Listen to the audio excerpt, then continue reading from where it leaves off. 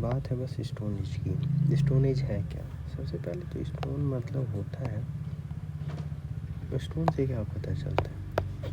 कोई एक ऐसा सबस्टांस जो सॉलिड हो, जिसे हम लोग पत्थर कहते हैं। स्टोन को ग्रीक में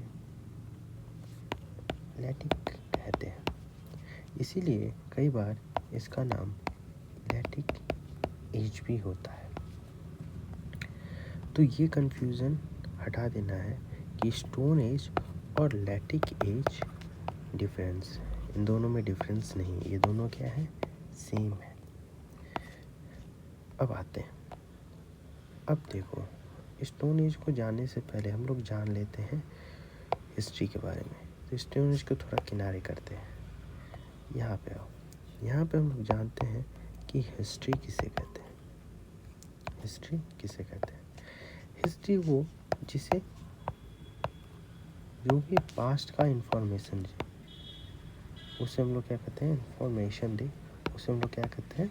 हिस्ट्री कहते हैं। हिस्ट्री के 3 पार्ट्स में इसको डिवाइड किया गया है। एक है एंशिएंट,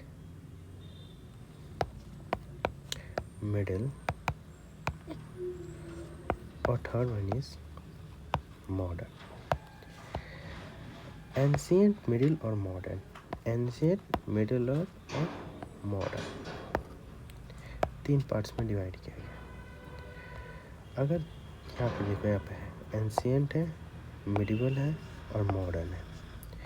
अगर तुम देखो जाओगे हिस्ट्री क्या है, तो एंशिएंट हिस्ट्री है वो 7 AD से स्टार्ट होता है और 8 AD तक चलता है। 8 AD तक चलता है, ठीक। मिडिवल जो है वो 8 से 1880 तक चलता है, याद है, 8 से 1880 तक। और वही मॉडर्न है 18 से प्रेजेंट तक चलता है। प्रेजेंट है जैसे ब्रिटिश एरा, फ्रीडम, इंडिपेंडेंस, ये जो है ये तुम्हारा है मॉडर्न का।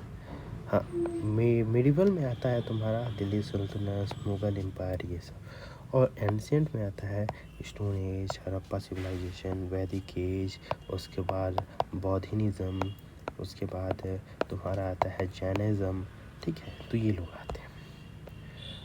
इतना तो कन्फ्यूजन क्लियर हो गया होगा कि हिस्ट्री के बारे में। अब हिस्ट्री समझ में आ गया कि हाँ हिस्ट्री है, और ये अभी हिस्ट्री के बारे में था।